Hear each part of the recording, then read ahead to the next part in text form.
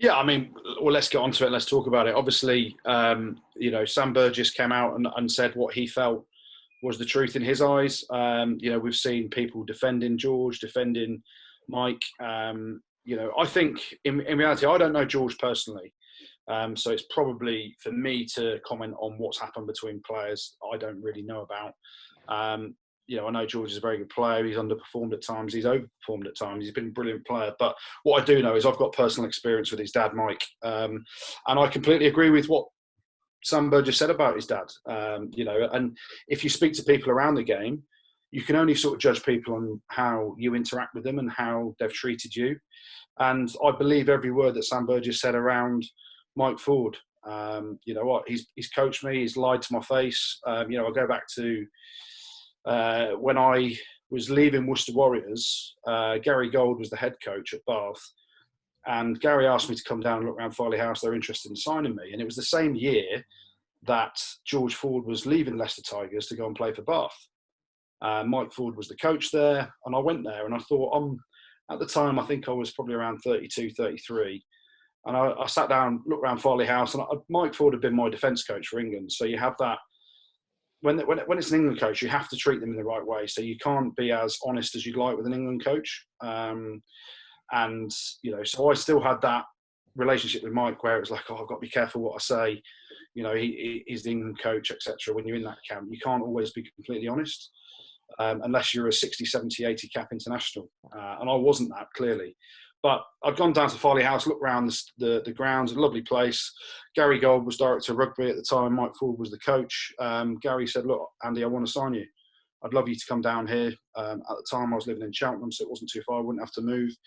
And Mike Ford was sat in the room as well. And I said, look, guys, I appreciate your interest in me. I just want some honest answers, really. And I want to know, are you signing me as a backup to George Ford? Because I know George Ford is signing for Bath next year. He's leaving Leicester Tigers. He's coming to Bath. And, are you going to pick the team on merit? Am I going to be a backup for him when he's off on international duty? Are you going to pick, whoever's playing best will get the opportunity? Or just be honest with me, I'm an old man. I've got experience in the game. I know a lot of people. Where do I stand in terms of your recruitment? Mike Ford looks at me and says, Andy, we haven't signed George Ford. I can categorically tell you George Ford is not a Bath player and he won't be next season.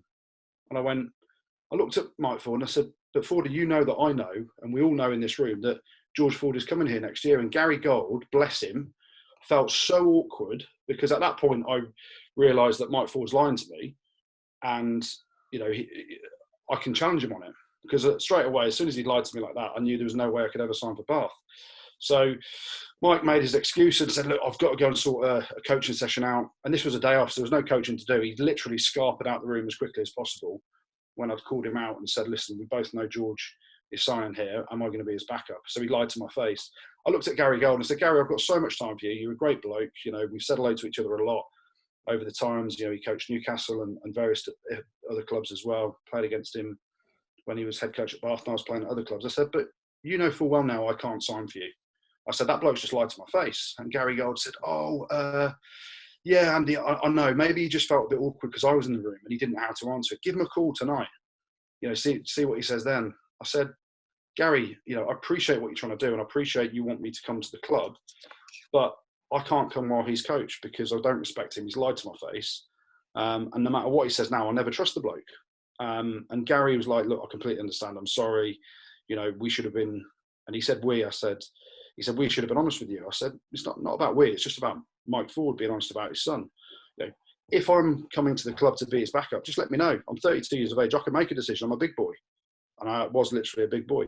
And I'm bigger now, actually, I think. But, yeah, so do I believe in everything that Sam Burgess said about Mike Ford? Yeah, I 100% do, because that's the way I've had dealings with him. And there's been numerous others when I was in England camp. There's been numerous stories around the game.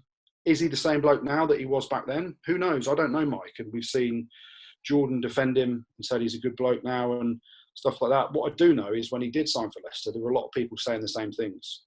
And Jordan Murphy said, look, he'll only judge him on what he has to judge him on as a Leicester Tigers coach. And, ultimately, he's still there in the job. So, you can only judge people on your dealings with them. I don't trust Mike Ford. I know he has got that snake in him. that Sam Burgess clearly said, and I know a lot of other people will agree with that. So George Ford's a different kettle of fish. I don't know him. People say he's the ultimate professional. I'm sure he is. But I can also probably see Sam Burgess's side where he said George would have sulked when Sam got picked and George got dropped, because that's natural, isn't it? So ultimately, you know, both Mike Ford and George Ford had a pop at Sam Burgess in the press when he left just after the 2015 World Cup.